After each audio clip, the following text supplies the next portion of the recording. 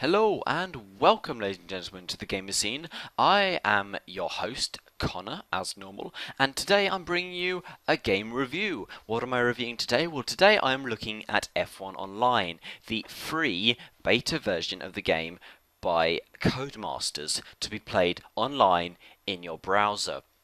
Now, I don't really like the Codemasters F1 2010 and F1 2011 games. For me, they're too arcadey. I prefer my simulation Grand Prix game because I'm quite an F1 fan and I know how an F1 game should feel, and it's not like those two games. So maybe I'm on a bad foot. I don't know. Maybe, maybe not, but we'll soon see with this review. So, let's crack on with gameplay. Now, gameplay has two different modes.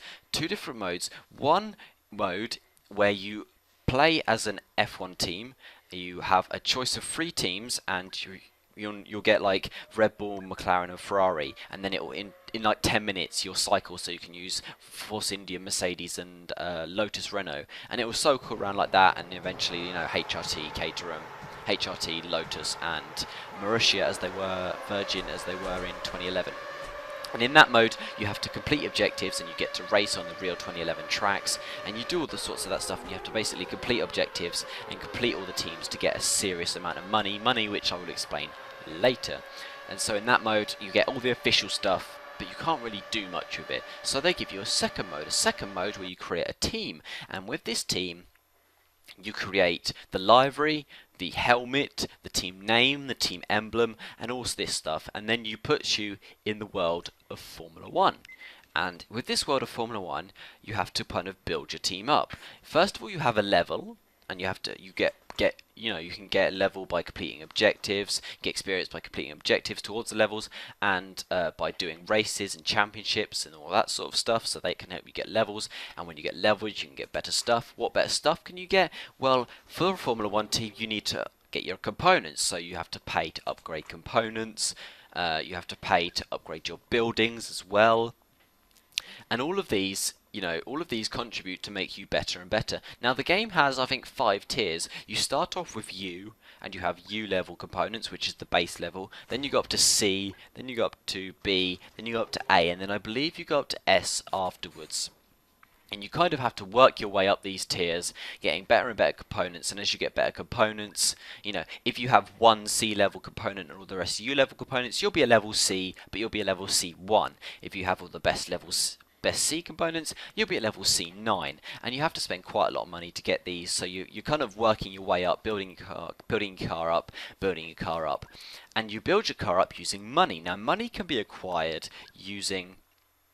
by doing races, by completing objectives, and by doing championships and performing to a certain level. A championship is basically where you do 3 races, and you have to get as many points as you can in the 3 races, and then you're put with 12 random people, and if who gets the most points out of those 12 people wins, and you have 24 hours to complete each race, so that everybody can get it done in time and get a fair shot at having a go at each race. So they're pretty good, and I like the format that you're given a certain amount of time to do it, because otherwise it's very difficult to have a championship where you're going to find 12 different people all doing the same 3 races at the same time. So it kind of gives you a slot, so they've done it very logically there. And then of course there's also time trial you can do to practice the tracks. But for me, I don't know whether this is just me, but I always look at the best times and I think, wow, they must be cheating, because there's no way near. I'm like 10 seconds off at minimum on most of the tracks, and the times they get on there are ridiculous. But that's not my gripes I have with this game. So you have to do all of that, you have to upgrade, and then of course you can use money to spend on buildings. And when you get better buildings, you can get perks which improve like your design time. They reduce your cost of components, and all that sort of stuff. And so you kind of want to get as much money as you can and build up your team. And it's a pretty general sort of build up online game. If you're wondering what the money making component is, well, as with a lot of games like this, if you're building a component, it will take, say, like an hour. And what you can do is you can say, I want to hurry this hour up. You can do that for free to begin with, and I think you're given about 4 hours worth of hurrying. No, maybe it's about an hour worth of hurrying, I think, maybe two. And if you want to hurry any more after that, you have to pay for Codemaster points, and Codemaster points can be used to get liveries and colours for your car cheaper. Because of course you can't choose any colour for your car. You have to choose out certain packs. So, for example, I wanted a black and red car to start with. Not a chance. It either has to be red or blue or black or green or something like that, you know. So you can't really have too much customization, but then that's kind of fair. They want you to have to work towards it, and I'm alright with that. There was colours that pretty much everybody would be happy with. There was designs everybody would be happy with, so that's not a problem. And so the money making scheme for this game is that you have to pay for overtime so you can hurry up components and get them instantly and get, like, you know, liveries and colours cheaper and helmet designs cheaper. So once you build up your team, you'll go into races.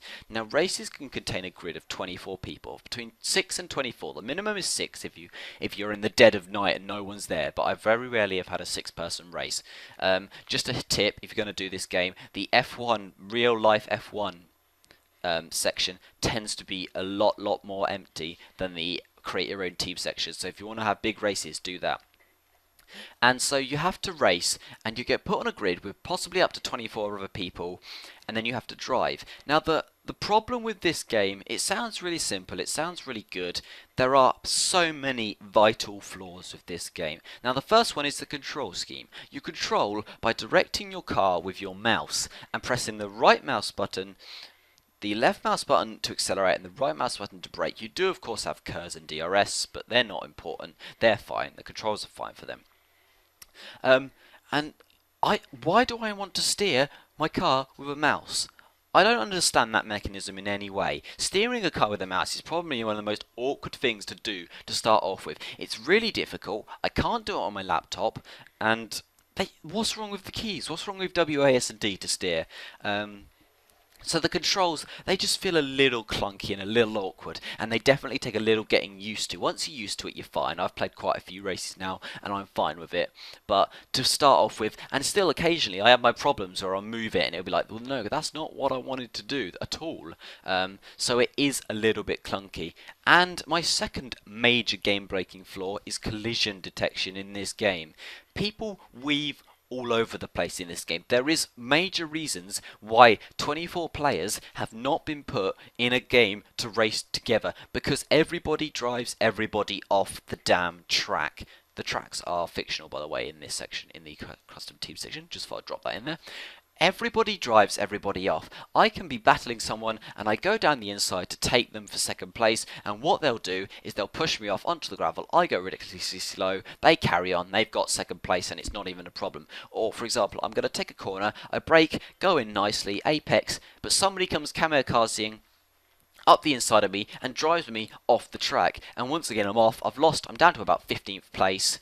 And when considering how ridiculous the objectives are in this game, I go on there and I don't think I've ever won a race. And because I've got a C9 car, which, as I said earlier, was the best possible rating for a C car, the game tells me every objective for a race is you've got to win or you've got to come second, and that's a really ridiculous expectation for a person who's never won or come second before. How are you expecting me to come first or second when people are driving you off, especially when they're lagging? How is somebody who barely is connected to their internet driving me off the track? You get people that are like going literally into water, and then they'll come across onto the track, they'll drive you off, and then they'll go across into water onto the other side. And it's like, well, you're lagging too much. You can't.